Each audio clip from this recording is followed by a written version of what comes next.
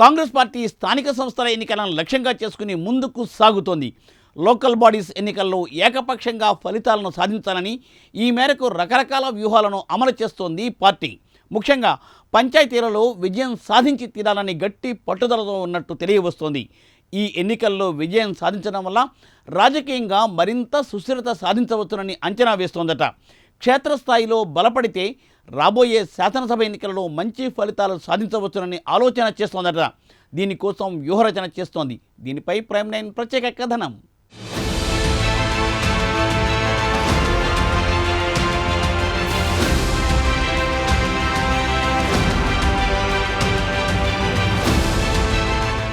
తెలంగాణలో గ్రామ పంచాయతీల కాలపరిమితి ముగిసి చాలా కాలమైంది. ఇంకా ప్రత్యేక అధికారుల పాలనే కొనసాగుతోంది.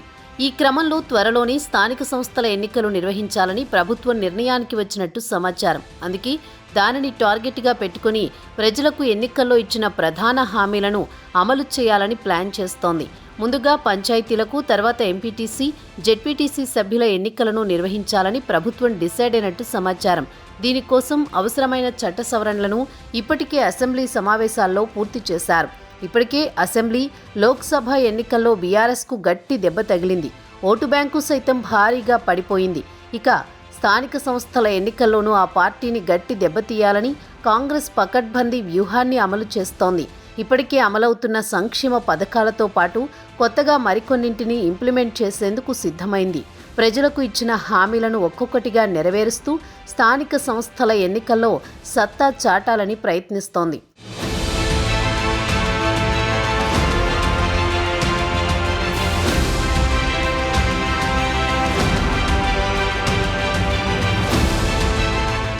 ఎన్నికల ముందు పథకాలను అమలు చేయడం ద్వారా వీలైనంత మైలేజీ పొంది ఎక్కువ స్థానాల్లో విజయం సాధించొచ్చని అధికార కాంగ్రెస్ పార్టీ ఆలోచిస్తోంది.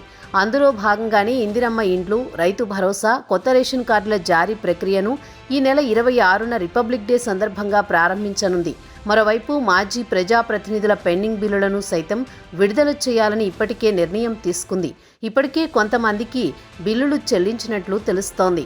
దీంతో కొన్ని సంవత్సరాలుగా బిల్లులు రాక ఇబ్బందులు పడుతున్న మాజీ ప్రజాప్రతినిధుల్లోనూ కాంగ్రెస్ పట్ల సానుభూతి ఏర్పడే అవకాశం ఉందని భావిస్తున్నారు.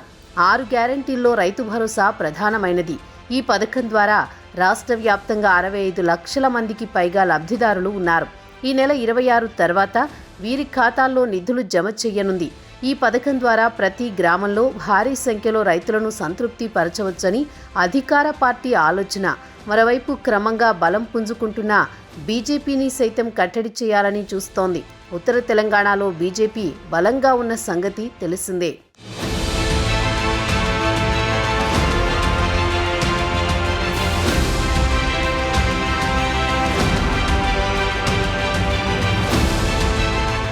పదేళ్లలో ఇళ్ల నిర్మాణాల విషయంలో బీఆర్ఎస్ వ్యవహరించిన తీరుపై గ్రామాల్లో తీవ్ర వ్యతిరేకత నెలకొంది.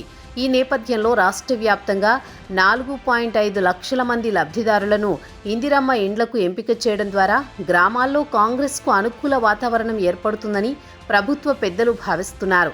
మొదట స్థలాలు ఉన్నవారికే ఇండ్లను కేటాయించనున్నారు. ప్రధాన ప్రతిపక్షం బీఆర్ఎస్ను ఇరకాటంలోకి నెట్టి బలహీనంగా మార్చడం ద్వారా కింది స్థాయిలో పోటీ లేకుండా సులువుగా స్థానాలు గెలవచ్చని అంచనాలో కాంగ్రెస్ పార్టీ ఉంది. గులాబీ పార్టీ అధికారంలో ఉండగా చేసిన అక్రమాలన్నింటినీ ఒక్కొక్కటిగా తవ్వుతూ బయటకు తీస్తోంది. ఈ క్రమంలోనే ఫార్ములా ఈ-కార్ రేస్ కేసులో దూకుడుగా వ్యవహరిస్తోంది. ఒకవైపు ఏసీబీ, మరోవైపు ఈడీ కేసులు నమోదు చేసి కేటీఆర్ను విచారించాయి. ఈ సందర్భంగా ఒకవేళ కేటీఆర్ జైలుకు వెళితే పార్టీ క్యాడర్ ఆత్మస్థైర్యం దెబ్బతింటుందని రాజకీయ విశ్లేషకులు అంచనా వేస్తున్నారు. ఇప్పటికే పలువురు మాజీ ఎమ్మెల్యేలు ఫోన్ ట్యాపింగ్ వ్యవహారంలో విచారణకు హాజరయ్యారు. రాబోయే రోజుల్లో మరికొంతమంది విచారణకు హాజరవుతారని సమాచారం.